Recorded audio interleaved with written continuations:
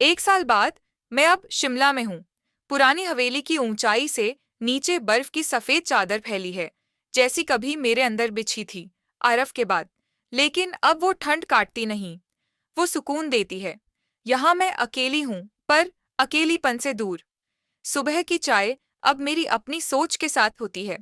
दोपहरें किताबों और धूप की साझेदारी में बीतती हैं, और रातें अब बिस्तर पर बस एक तकिया होता है, लेकिन दिल में सुकून भरपूर, जहां सिर्फ मैं हूं। ये डायरी अब मेरी सबसे ईमानदार दोस्त है। उसमें कोई आरव नहीं है, कोई अधूरी चाह नहीं है। अब उसमें सिर्फ माया है, पूरी गहराई तक। कुछ टुकड़े उस डायरी से। आज पहली बार बिना किसी की बाहों में जागी और खुद को अधूरा नहीं महसूस किया। शायद मैंने खुद को बाहों में लेना सीख लिया है। कल रात सपने में आरव आया, पर वो कुछ कहे बिना चला गया। शायद मेरी आत्मा को अब क्लोजर मिल गया है, बिना किसी वादे के, बिना किसी क्यों के। बर्फ गिर रही थी, और मैंने अपनी ही हथेली पर एक कविता लिख दी। वो पिघल गई, लेकिन एहसास बचा रहा। अब शब्द भी मेरी अपनी देह बन गए हैं। एक दिन किसी स्थानीय स्कूल से कॉल आया।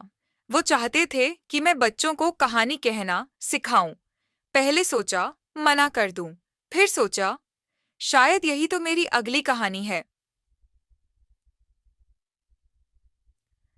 अब हर शुक्रवार शाम मैं बच्चों को सुनाती हूँ कहानियाँ, कुछ अपनी, कुछ उनकी, और कुछ उन अधूरी कहानियों की जिनमें अंत का मतलब अलविदा नहीं, बल्कि एक नई शुरुआत होता है।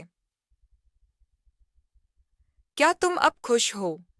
ये सवाल मुझे कभी कभी खुद से पूछना आता है, और अब जवाब होता है हाँ।